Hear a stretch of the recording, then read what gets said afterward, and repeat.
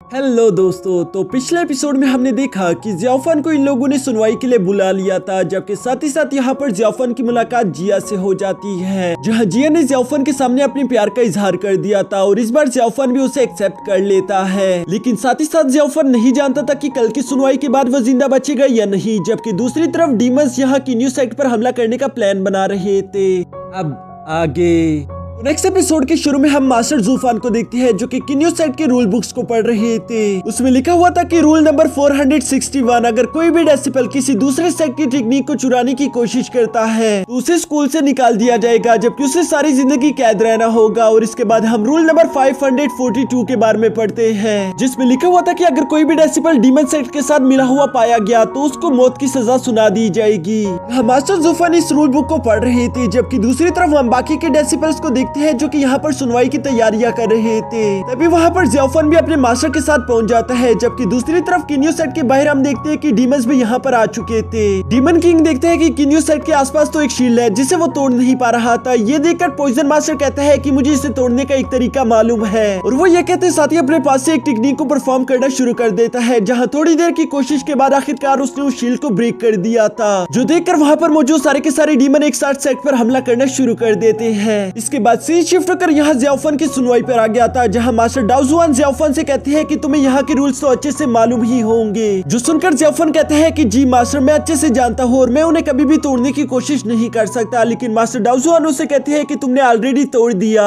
तुम जानते हो कि बुद्धा प्रांजय टेक्निक टियानियन टेम्पल को बिलोंग करती है, लेकिन इसके बावजूद भी तुमने उसे परफॉर्म किया, तो इसका मतलब तुमने ऑलरेडी रूल्स तोड़ दिए हैं। ये सुनकर मास्टर जूफान आगे आते हुए जियाफन से कहते हैं, वैसे तो टियानियन टेम्पल कभी भी अपनी टेक्निक्स को पब्लिक के साथ शेयर नहीं करता, फिर तुम ये बताओ कि तुमने आखिर वो टेक्निक सीखी कैसे। जियाफन इस सवाल का जवाब देना चाहता था, लेकिन उसे उस बुद्धा ने मना किया था, इसलिए वो उसका जवाब नहीं दे पाता। वो कहता है, मुझे माफ करना, मैं इसका जवाब नहीं दे सकता। जिस पर मास्टर जियाफन कहते हैं, तो इसका मतलब साफ हो गया, तुमने वो टेक्निक चुराई है और तुम मुजरिम हो। साथ ही साथ वो यहाँ पर जियाफन पर इल्जाम लगाते हुए कहते हैं कि मैं तो ये भी जानता हूँ कि तुम डीमन सेट के साथ मिल चुके हो, इसलिए तुम्हें मौत की सजा सुना देनी चाहिए। जो सुनकर जियाफन से भी अब रहा नहीं जाता। वो कहता है कि नहीं, ये बात बिल्कुल गलत है, मैं उनके साथ कभी भी नहीं मिला। मास्टर जूफान कहते हैं कि तुम्हारे मैजिकल स्टिक पर ब्लड डिवोरिंग बीड मौजूद है, जिसका साफ साफ मतलब यही है कि तुम डीमन कल्ट से बिलोंग करते हो। साथ ही साथ यहाँ पर पीछे बैठा बर्निंग विलेज का कमांडर कहता है कि हाँ, मुझे पूरा यकीन है कि तुम डीमंस के साथ मिले हुए हो, क्योंकि अगर उस दिन तुमने अपने ब्लड डिवोरिंग बीट का इस्तेमाल करके उस सी ड्रैगन को कमजोर ना किया होता तो कभी भी डीमन किंग उसे अपने कंट्रोल में नहीं कर पाता।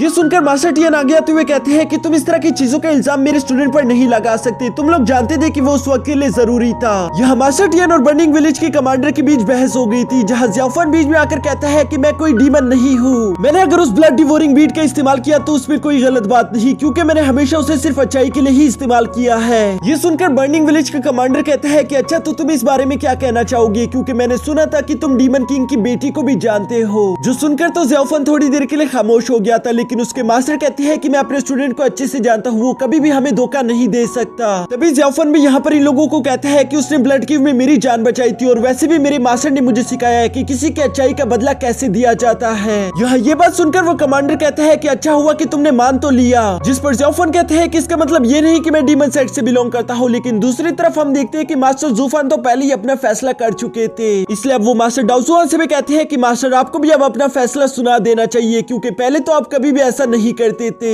आपने हर चीज से बढ़कर किन्यू सेट की रेपुटेशन का ख्याल रखा। अगर आज के दिन हमने इस लड़की को माफ कर दिया तो हमारी रेपुटेशन मट्टी में मिल जाएगी।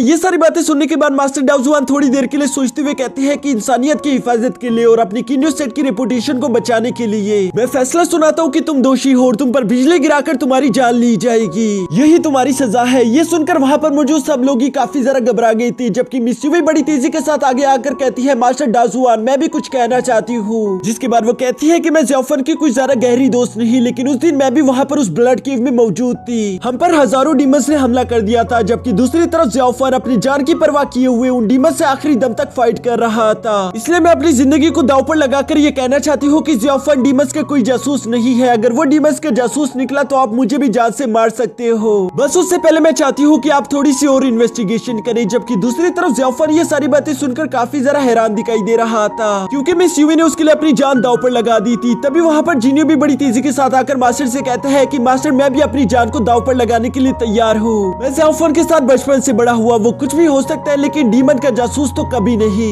यहाँ इन दोनों को देखते देखते वहाँ पर ज़ियाफन के बाकी के भाई बहन भी आकर यही बात कहना शुरू कर देते हैं कि हम लोग भी अपनी जान को दांव पर लगाने के लिए पूरी तरीके से तैयार है। यहाँ ज़ियाफन इन लोगों का इतना जरा प्यार देकर काफी ज्यादा इमोशनल हो गया था, जबकि दूसरी तरफ मास्टर ज़ूफन को काफी ज्यादा गुस्सा आ जाता है। अब यहाँ पर इन लोगों को समझ नहीं आ रहा था कि आखिर हमें क्या फैसला लेना चाहिए कि तभी बाहर से एक गार्ड आकर मास्टर ज़ूफन के बांजे को कान में कुछ बताता है, जो सुनकर वो बड़ी तेजी के साथ मास्टर डाओजुआन के पास आ गया था और वो उन्हें बताते हैं कि हम पर डीमन सेट ने हमला कर दिया। बाहर की सिचुएशन काफी ज्यादा खराब लग रही है। इसके बाद सीन शिफ्ट कर यहाँ बाहर आ जाता है, जहाँ हम देखते हैं कि डीमन सेट के सारे डीमंस ने यहाँ पर एक साथ ही हमला कर दिया था और वो लोग धीरे धीरे करके आगे बढ़ते ही जा रहे थे। ये देखने के लिए मास्टर डाओजुआन भी बाहर आ गई थी और वो जब बाहर की ऐसी सिचुएशन देखते हैं तो वो मास्टर ज़ूफन के भांजे से कहते हैं कि तुम जाकर फॉर्मेशन एक्टिवेट कर दो, मैं भी तुम्हारी मदद करने के लिए वापस आ रहा हूँ। और ये कहते साथ ही हम देखते हैं कि मास्टर ज़ूफन का भांजा बड़ी तेजी के साथ जाकर एक डिफेंस फॉर्मेशन एक्टिवेट कर देता है, जिसके बाद वो अपने कुछ दोस्तों के साथ मिलकर वहाँ पर डीमंस को अकेले ही रोक रहा था। और यहाँ दूसरी तरफ हम मास्टर डाओजुआन को देखते हैं, जो कि बड़ी तेजी के साथ वापस मेन हाल में आते हुए यहाँ पर इन लोगों से कहते हैं कि बाहर एक छोटी सी प्रॉब्लम आ चुकी है जो कि मुझे सॉल्व करनी होगी, इसलिए अभी के लिए मुझे यहाँ से जाना होगा। लेकिन वो बर्निंग विलेज का कमांडर कहते हैं कि नहीं, अभी के लिए आप नहीं जा सकते, पहले आपको ज़ियाफन का फैसला करना ही होगा।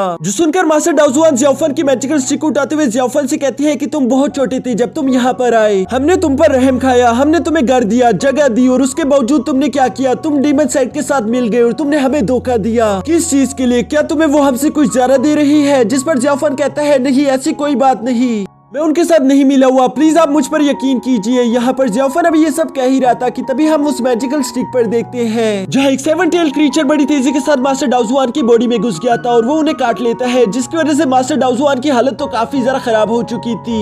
ये देखकर मास्टर ज़ूफन बड़ी तेजी के साथ मास्टर डाओजुआन के पास आकर उनसे कहती है कि आपको क्या हो गया, जिस पर मास्टर डाओजुआन कहते हैं कि उस कीड़े ने मेरी बॉडी में पॉइजन डाल दिया, लेकिन वो पॉइजन इतना ज्यादा खतरनाक नहीं कि ये मेरी जान ले सके। जो सुनकर मास्टर ज़ूफन कहते हैं फिर तो मुझे आपको कुछ और भी देना होगा। और ये कहते साथ ही वो अपने पास से एक डैगर निकालकर मास्टर डाओजुआन की बॉडी में घुसा देते हैं, जो देखकर तो वहाँ पर मौजूद सारे लोग काफी ज्यादा शॉक हो गए थे, जबकि मास्टर डाओजुआन को भी कुछ समझ नहीं आ रहा था कि आखिर यहाँ पर ये सब क्या हो गया। वो मास्टर ज़ूफन को हिट करते हुए पीछे हटा देती है, जिसके बाद वहाँ पर मौजूद सारे लोग फाइट के लिए रेडी हो गए थे। यहाँ जिनियो और मास्टर डाओजुआन सवाल करते हैं कि आखिर मास्टर आपने ये सब क्यों किया, जिस पर मास्टर ज़ूफन मास्टर डाओजुआन को देखकर इवल्स की तरह मुस्कुराते हुए कहते हैं क्योंकि मुझे तुमसे सारा पुराना और नया हिसाब पूरा करना है। यहाँ का ये सारा सीन देखकर वहाँ पर मौजूद सब लोगों को मालूम तो हो ही गया था कि मास्टर ज़ूफन एक गद्दार है। जबकि बाहर दूसरी तरफ हम देखते हैं कि डीमन सेट के लोग भी यहाँ मेन हाल के काफी जरा करीब आ चुके थे। मास्टर ज़ूफन का भांजा उन सब लोगों को अपने डिफेंस फॉर्मेशन से रोकने की अपनी पूरी कोशिश करता है, लेकिन उन लोगों की तादाद काफी ज्यादा थी, जिसकी वजह से वो डीमंस यहाँ पर इन लोगों की इस फॉर्मेशन को तोड़ देते हैं। साथ ही साथ हम यहाँ पर देखते हैं कि ये लोग काफी ज्यादा कमजोर हो चुके थे, इन लोगों को समझ नहीं आ रहा था कि अब हम क्या करें। जबकि दूसरी तरफ डीमंस इन लोगों को मारने के लिए आगे बढ़ना शुरू कर देते हैं